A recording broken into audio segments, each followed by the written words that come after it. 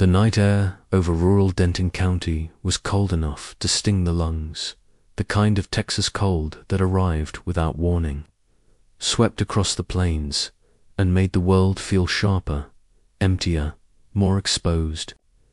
Half the county slept, porch lights flickering in the distance, while crickets chirped their thin metallic rhythm across the dark fields. Nothing about that February night in 2002 suggested the kind of horror that would unfold before sunrise. At 2:11 a.m., a call came into the sheriff's office from a frantic neighbor reporting screams, sharp and cut off too abruptly to be normal. Deputies rushed toward a small rental house on Blanton Creek Road, a place most people barely noticed even in daylight. Inside lived 27-year-old Olivia Hart, a grocery store cashier who lived alone with her beagle. Rusty, she was quiet, polite, always wore her hair in a messy braid, and had a softness in her voice that made people instinctively lower theirs around her. Olivia wasn't famous, powerful, or wealthy. She was simply human, gentle, private, and trying her best to rebuild her life after a difficult breakup. By the time deputies arrived, the house was silent. Too silent. No barking, no movement, no trace of the scream the neighbors swore she heard. The front door was locked, the living room lights still on. When deputies forced entry, what they found was worse than anything they expected. The living room smelled faintly of lavender air freshener. A TV flickered blue light across the carpet. A half-finished mug of chamomile tea sat on the coffee table. Nothing seemed disturbed until they reached the bedroom hallway. A streak of arterial blood ran along the wall, thin at the top, heavier toward the bottom, as though someone had slid down the wall while trying to stand. In the bedroom, drawers were open, clothes scattered, sheets ripped. Olivia Harris was found lying partially beneath her bed, almost as if she'd tried to hide in those final seconds. Her throat had been slashed with precision, not rage. One fatal wound. Clean, deliberate, silent. Rusty, her dog, was found curled against the bathroom door. Unharmed but shaking violently, the county medical examiner estimated death around 1:50 a.m. There were no signs of forced entry. No struggle marks in the living room. No footprints. No fingerprints. No DNA. Whoever killed her had moved like a ghost fast, controlled and prepared. The case went cold within months. Small towns forget quickly when there is no suspect to point fingers at. People mourned her, then moved on. Life kept going. But Olivia's older sister, a quiet high school English teacher named Brielle, didn't. She kept a box of newspaper clippings, police reports, and handwritten notes, anything she could gather in hopes of someday seeing justice. For 20 years. That box stayed under her bed. Before we go deeper, remember to like, subscribe, share, and comment. It helps us bring hidden cases like this to light. By 2022, the case had become little more than a dusty file in Denton County storage. Detective Roland Margrave inherited it only because he was the newest detective in the division, the one with no seniority and no say in what cases landed on his desk. But Roland wasn't the type to ignore a story once it found him. He'd grown up watching his older brother disappear into the criminal justice system. He knew what injustice looked like, and he hated it with a quiet, consuming fury. He opened the file on a rainy Monday morning. The pictures hit him first. Olivia, lying half-hidden beneath the bed frame. One hand curled tight like she'd been trying to hold on to something. Life until the very last second. A bruised wrist, a fingertip scrape on the floorboards, a tiny cut on her lip where she'd bitten down to keep from screaming. Roland sat up straight. Something about the scene didn't match the official narrative. The medical report said no significant struggle, but her body told a different story. She had been trying to crawl away, to escape, and whoever killed her had known exactly how to silence her fast. Roland flipped through witness statements. Only one neighbor heard anything the scream. But she described something odd. She thought she saw a figure standing under the streetlight earlier that evening, long before the murder, tall, wearing a cap, hands in pockets, not moving, just watching the house. That detail had never been followed up. Roland circled it with red pen. He also circled the name Malcolm Greer, a truck mechanic with a short temper and a long record of domestic arguments with Olivia. But Malcolm had an airtight alibi. He was on shift at the garage with 3 co-workers who confirmed it. Even Roland couldn't argue with that. He spent 3 weeks rereading everything. Then, on a Thursday afternoon, something strange happened. A woman walked into the sheriff's office, mid-50s, trembling, dressed in a faded denim jacket. She refused to sit. Her voice was thin, cracking under the weight of something she'd clearly carried for years. Her name was Diana Crowley, and she came to confess not to murder, but to silence. She said she had seen something the night Olivia was killed. Something she never told anyone. Something that had haunted her since 2002. Roland led her to an interview room. She sat down slowly, hands shaking. "You said you saw something the night of the murder?" Roland asked gently. Diana nodded, tears slipping down her cheeks. "I didn't know what I saw. I didn't want to get involved. I was afraid, and I was stupid." She wiped her face with trembling fingers. "But I can't keep it anymore." Roland didn't rush her. He waited, finally. She whispered, "I saw a man leaving her house." Roland's heartbeat thudded once, sharply. What did he look like?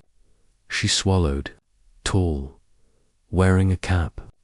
He walked fast, too fast, like he didn't belong there.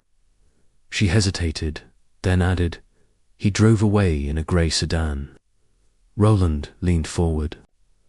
"Could you see his face?" She shook her head. "No, but I saw something else." "What?"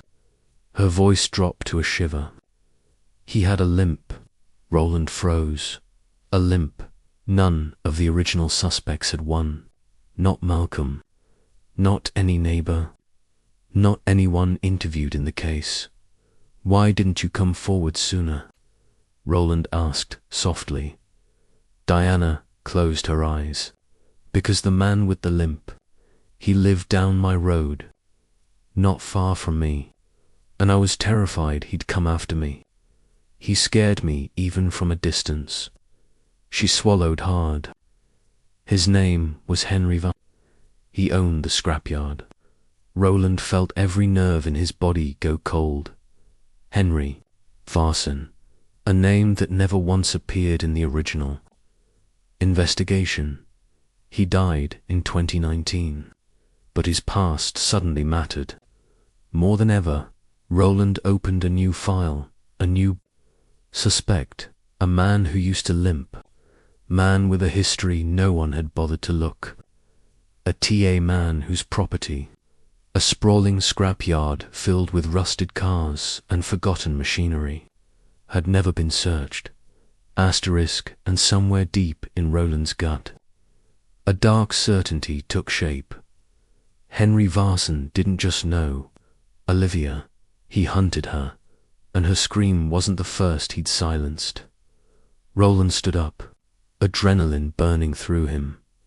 The real story wasn't solved. Not even close. It was only beginning, the days after. Thanksgiving 2002 unfolded slowly in Beaumont. Texas, morning frost clung to mailboxes. Distant oil refineries hummed in the background, and the neighborhoods west of Delaware Street carried on as if nothing had changed. But inside the Colt household, something was very wrong. By Monday morning, no one had heard from 33-year-old Ariana Colt. Her co-workers at the medical billing office waited for her usual early morning email.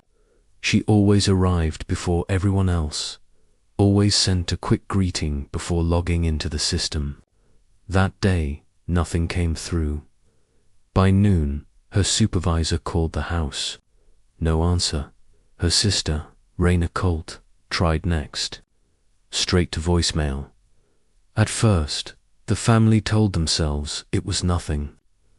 Ariana sometimes visited antique markets outside the city. Maybe she took a long drive. Maybe her phone died. But there was a quiet unease running beneath every excuse. Ariana didn't disappear. Not like this. Not without telling anyone, by Tuesday evening. That unease turned into action. Raina drove to Ariana's home on Willowbrook Trail, a modest beige house she'd bought 3 years earlier. There were no signs of forced entry. The porch light was on. The mailbox was full. Through the living room window, she could see her sister's purse sitting on the coffee table, keys beside it, and the house was silent.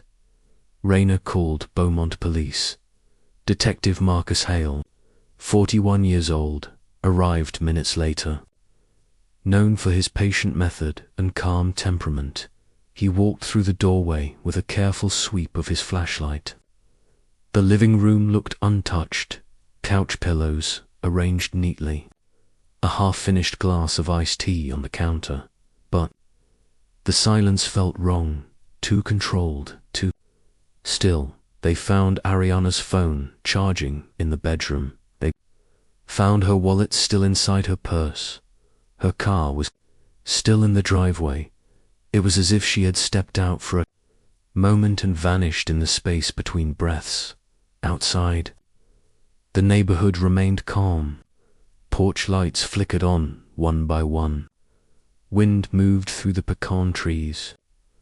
But in the center of that quiet street, Detective Hale stood with a sinking certainty someone had taken advantage of Ariana's trust, her routine, her kindness, and it wasn't a random act. Investigators canvassed the nearby homes. Most neighbors remembered seeing Ariana the Saturday after Thanksgiving. She had been carrying grocery bags from her car, wearing a soft blue sweater, smiling politely as always. No one saw her after that dot on Wednesday. The search widened. The river area east of the city, the abandoned rail path behind the old grain mill, roadside ditches along Highway 105, nothing for the Colt family. Fear hollowed into a quiet ache.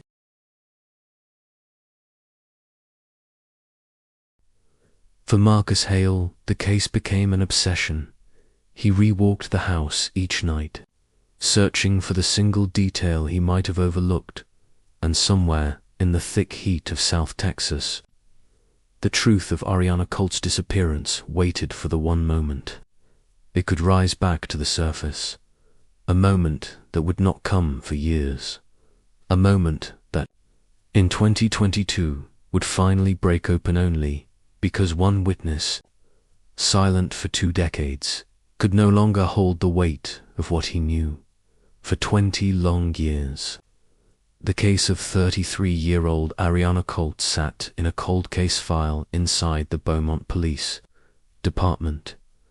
Boxes stacked neatly, reports fading at the edges, photographs sealed in plastic sleeves, waiting for a truth that never came. Detective Marcus Hale, now retired, still carried the case in the back of his mind. Every November, he pulled the file out at home, read through it again, and wondered how a woman as predictable, careful, and grounded as Ariana could simply vanish from her own living room without a single trace. For the Colt family, time did not heal, it hardened. Holidays were quieter. Birthdays passed with an empty chair. Raina, the Colt, never stopped searching then. In June 2022, something finally shifted. A man walked into the Jefferson County Sheriff's Office, tired, eyes, hands shaking, a face creased with guilt. His name was Evan Wright. 47 years old, he had lived less than 5 blocks. From Ariana back in 2002, he carried a truth he had kept buried. Something he said had eaten at him every day. Since he told detectives that 20 years earlier, he had seen something outside Ariana's house on the Saturday night after Thanksgiving. A truck he recognized. A man he recognized even more. A man named Derek Maddox, now 52, who had once done minor contractor work in the neighborhood. Evan claimed Derek had a strange habit, years ago, showing up uninvited, offering repairs no one asked for, lingering too long, talking too softly, watching too closely. Evan admitted he never trusted him. On that night in 2002, Evan said he saw Derek walking toward Ariana's house carrying something long and wrapped, something he first assumed was a tool. But later, the sound Evan heard from the yard, a sharp thud. Then silence made him think it wasn't a tool. Evan froze. Fear took over. He told himself it wasn't his business, and he stayed quiet for 20 years. Detectives reopened Ariana's case within hours. They located Derek Maddox in a small town outside Abilene, Texas. A mechanic now, private, quiet, the kind of man who avoided neighbors, lived alone and wanted no questions asked when officers approached him. Derek's hands trembled. He claimed he didn't remember the Colt family. He claimed he never worked in that area, but investigators had old housing permits, receipts, and witness recollections proving otherwise. Now armed with a fresh statement, police obtained a warrant to search Derek's old storage unit, one he had kept since late 2002. Inside, carefully boxed in the corner, they found a faded blue sweater, Ariana's sweater, still carrying traces of her DNA. The evidence crushed any doubt. Under questioning, Derek broke. His voice cracked. He admitted he had gone to Ariana's house that night, claiming he only wanted to talk, that he believed she had misled him when she rejected his offer for some repair work weeks earlier. He insisted he never meant for anything to happen. But the truth was darker. The confrontation escalated. Ariana tried to push him out. He turned violent, and, in a single moment, her life ended inside the home she trusted, in a neighborhood she believed was safe. He confessed to moving her body and hiding it in a remote patch of land near the Trinity Riveran overgrown area. Investigators had never searched deeply enough. In 2002, within days, authorities recovered her remains. 2 decades of silence finally shattered when the case file reached the Colt family. Raina cried, not because justice was enough, but because the unknown was finally gone. She said knowing the truth didn't fix the ache, but it allowed breathing again. In October 2022, Derek Maddox was sentenced to life in prison. Detective Marcus Hale attended the hearing, quietly taking a seat in the back. He watched the courtroom steady itself after 20 years of waiting. Ariana Colt's name was finally spoken with resolution, not uncertainty. Her story entered the record as one more cold case, solved not by forensics, not by a lucky break, but by a witness who finally found the courage he should have shown long ago. A story that reminds us some truths do not surface quickly, some justice arrives late, but even after decades, a single voice can pull a case out of darkness.